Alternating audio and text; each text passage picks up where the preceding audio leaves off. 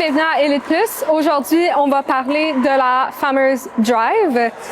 Donc, on va commencer par, pour effectuer une bonne drive, on veut avoir une base de nos hanches et nos jambes vraiment stables et en puissance, OK? Donc, la première chose qu'on veut faire, c'est le jeu de pied, footstep. Premièrement, on veut être léger sur nos jambes. Donc, si la balle arrive, puis on est complètement solide, puis on n'est pas prêt à bouger, ça va être vraiment dur d'être parfaitement avoir un bon timing pour effectuer une drive, OK? Donc, qu'est-ce qui est important, c'est que si notre jambe gauche, quand on voit la balle pour un droitier, arrive, si on ferme notre jambe, puis on se donne pas assez d'espace, c'est vraiment dur d'aller faire une drive. Parce que qu'est-ce qu'on veut d'une drive, c'est que ça vienne de nos jambes, avec un transfert de poids de arrière à avant. Puis on veut avoir de l'espace pour notre raquette. Fait que c'est sûr que si on ferme ça, puis je le vois souvent, c'est qu'on voit la balle arrive là, notre jambe gauche est en avant, puis là on est bloqué par notre swing avec nos hanches puis notre tronc.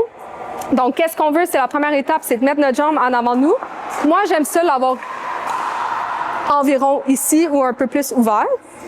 Ensuite, qu'est-ce qu'on veut, c'est avoir une position, comme j'ai dit tantôt, forte et stable. Donc on veut que notre poids soit vers dans le fond, dans nos jambes, dans nos genoux. On veut que notre poids soit vers la balle, fait qu'on veut pas s'en aller de la balle, on va être engagé dans la balle. Et personnellement, qu'est-ce que moi j'aime, c'est de prendre la balle de ma strike zone, la zone de prise comme au baseball, c'est de la prendre un peu en avant ou à la hauteur de mon genou, de ma jambe gauche, OK? Ensuite, qu'est-ce qu'on veut voir après notre jeu de pied, c'est la direction de notre swing, OK? C'est un peu la même chose. Dans notre strike zone, personnellement, moi, ce que j'aime, c'est si je mets une balle en dessous de mon bras, c'est là que je veux prendre la balle. Si je suis trop proche, donc si je mets la balle en dessous de mon bras, puis essayez-le, si je vais trop proche de moi comme ça fait mal. Puis si je vais trop loin, ça tombe. OK? Donc, étape 1, les pieds. Je vois la balle, je me positionne. Deuxièmement, il faut que je me positionne à où la balle arrive. Fait que si la balle est ici, je suis trop proche, donc je suis capable d'effectuer mon swing. Fait que je vais reculer un petit peu.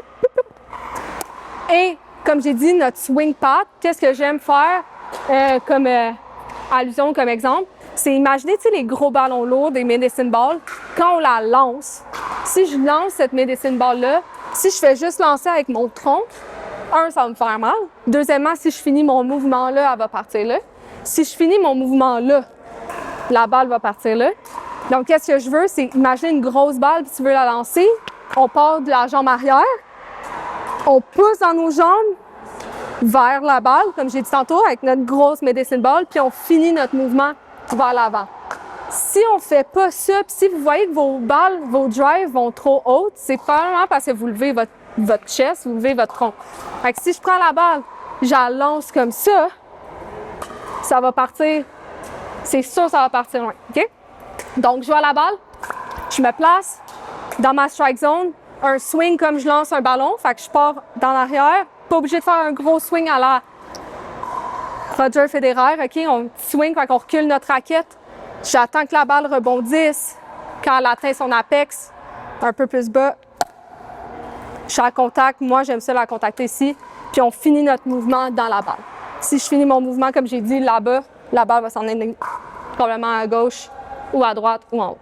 On garde notre chest bas. Back. Donc, si vous voyez, j'ai levé ma poitrine, la balle est partie haute. Donc, c'est important de garder la poitrine basse. Aussi, plus qu'on est mou, plus on est capable de créer un effet de whip.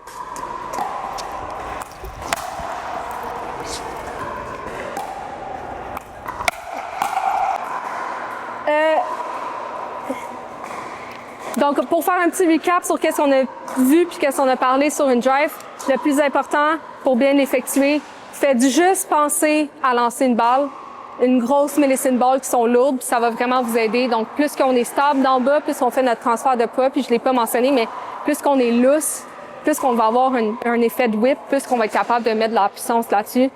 Ça sert aussi également à rien de frapper à 100%. Essayez de frapper à 75% puis de garder votre chest, votre poitrine basse, puis qui ne monte pas durant votre drive, vous allez voir, ça va être une réussite.